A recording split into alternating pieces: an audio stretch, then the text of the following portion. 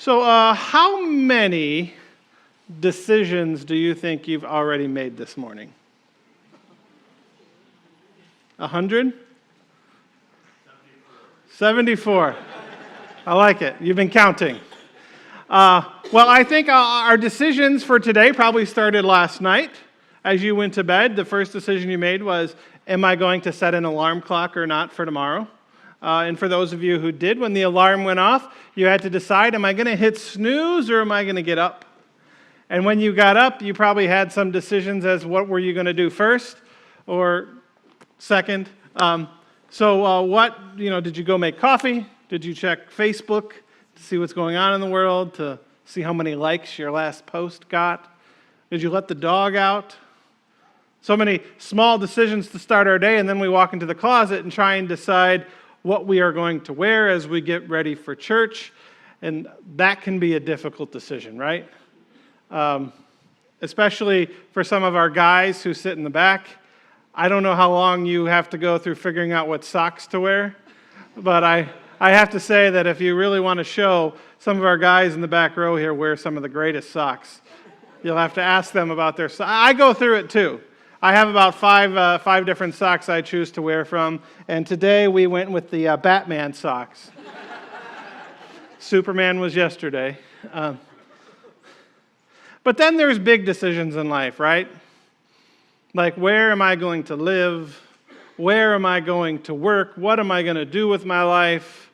When am I going to retire? And how those are all intertwined. Seems like those decisions are all part of each other. But there's a really big decision that God asked the Israelites today in Deuteronomy that I think we need to talk about. God said, I have set before you life and death. Prosperity and failure, basically. Which do you choose? And if you're an Israelite of the time, you probably think to yourself, well, that's a no-brainer. We choose life. We'll take life. Thank you, that was easy. What's next? But it's not that easy, right? There's always a catch. And the catch is this, that your answer isn't a vocal answer. It is your actions. If you choose life, you choose it by being obedient to what God said. And oh, by the way, it's not a question for an individual. That's nice if you choose life, but the whole community has to choose life, which means they need to have a meeting, and they need to have a quorum, and somebody needs to make a motion, and somebody needs to second it, and they need to have a conversation. They need to decide if they're all going to choose life. And the Israelites did, and it worked out pretty well for them for a long time. But we have the same question posed to us. I set before you death and life. What do you choose? And again, we say, well, it's a no-brainer. I choose life. And this is where I would normally say, now let me give you 3 or 4 ways in which you can choose life.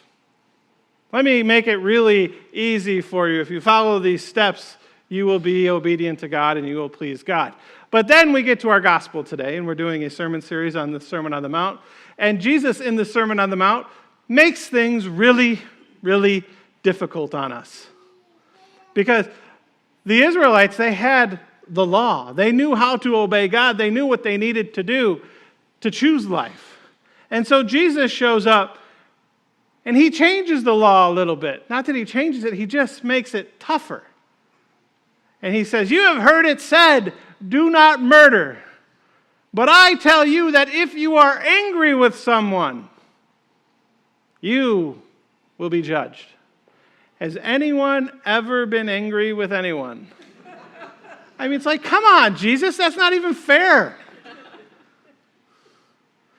I was trying to think of a way, how can you live a life where you are never angry with someone?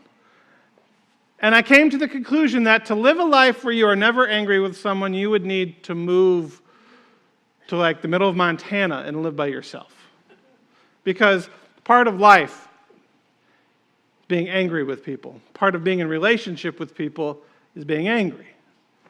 and reconciling, but still, Jesus makes it so difficult, so we say, well, that's impossible. We want to choose life. We want to choose life, we really do. But it's impossible. And then, oh yeah, but it's not just an individual decision. It's a decision for everybody has to make. The whole world.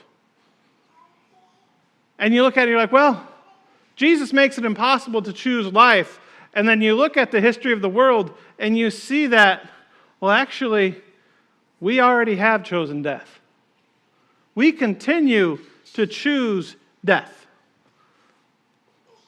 The historical record goes back about 3,500 years, 3,400 years in our world. And of those 3,500 years, I think the 268 of those years, less than 8%, the world has known peace.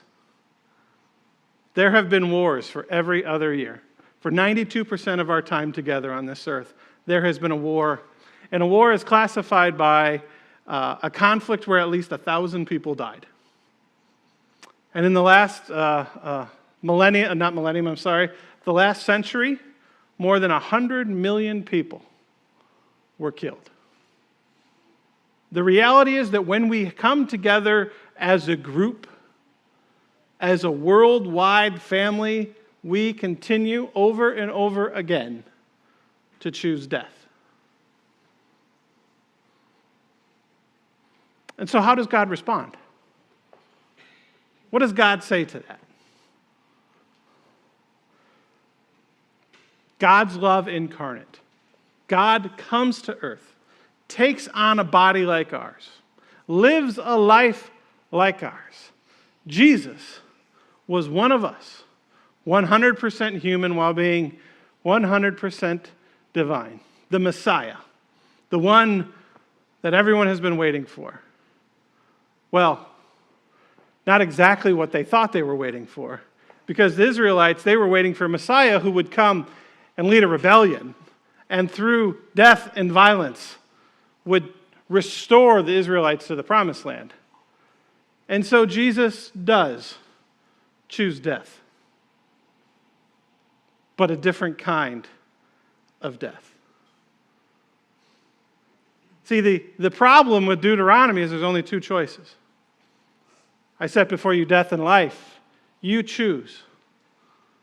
And I think if it were rewritten today through the lens of what Jesus did on the cross, it would say, I have set before you three choices.